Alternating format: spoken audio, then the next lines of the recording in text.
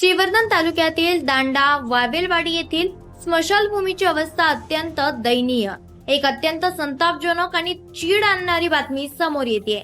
Digital India आणि महाविकासाच्या गप्पा मारणाऱ्या प्रशासनाचा आणखीन एक बुरखा फाटलाय.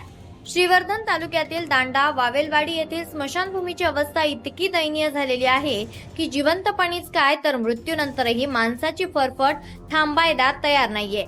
या अन्यायाविरोधात आता महाराष्ट्र नवनिर्माण सेना थेट मैदानात उतरली असून मनसेने थेट आमदार आणि मंत्री आदितीताई तटकरे यांना गाठून जळजळीत निवेदन दिलंय. श्रीवर्धन तालुक्यातील दांडा वाबेलवाडी येथील स्मशानभूमीचं मृत्यूनंतर माणसाला सन्मानानं निरोप मिळणं हा त्याचा हक्क आहे. मात्र या स्मशानभूमीत छताचे नामोनिशाण उरलेलं नाहीये. केवळ लोखंडी सांगाडा उभा आहे. कडक उन्हात आणि येणाऱ्या पावसाळ्यात इथे अंत्यसंस्कार करायचे कसे असा संतप्त सवाल ग्रामस्थ विचारत आहेत. स्थानिक प्रशासनाच्या या कमालीच्या दुर्लक्षामुळे संपूर्ण तालुक्यात तीव्र संताप व्यक्त होतोय.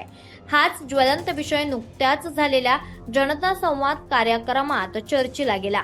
या समस्येची गंभीर दखल घेत महाराष्ट्र नवनिर्माण सेनेनं थेट आक्रमक पवित्रा घेतलाय. मनसेच्या शिष्टमंडळानं थेट आमदार आणि मंत्री आदितीताई तटकरे यांची भेट घेऊन त्यांना मागण्यांचे जळजळीत निवेदन सुपूर्द केलंय. सध्याची स्मशानभूमी गावापासून बऱ्याच अंतरावर असून पावसाळ्यात तिथे जाण्यासाठी चिखलातून आणि खासगी जागेतून वाट काढावी लागते. त्यामुळे गावाजवळच शासकीय जागा उपलब्ध करून नवीन स्मशानभूमी बांधण्यात यावी अशी आग्रही मागणी मनसेनं केलेली आहे. मंत्र्यांनी निधीचे आश्वासन दिले असले तरी नुसत्या आश्वासनांनंतर मनसे शांत बसणार नाहीये अशी रोखठोक भूमिका घेण्यात आली आहे. तत्काळ या समस्येवर प्रत्यक्ष काम सुरू न झाल्यास मनसे ग्रामस्थांना सोबत घेऊन तीव्र मनसे स्टाईल आंदोलन छेडणार असा इशाराही देण्यात आलाय. आता मंत्री महोदयांच्या आश्वासनानंतर प्रशासन खडबडून जागं होणार की मनसेला रस्त्यावर उतरावं लागणार याकडे सर्वांचंच लक्ष लागलंय.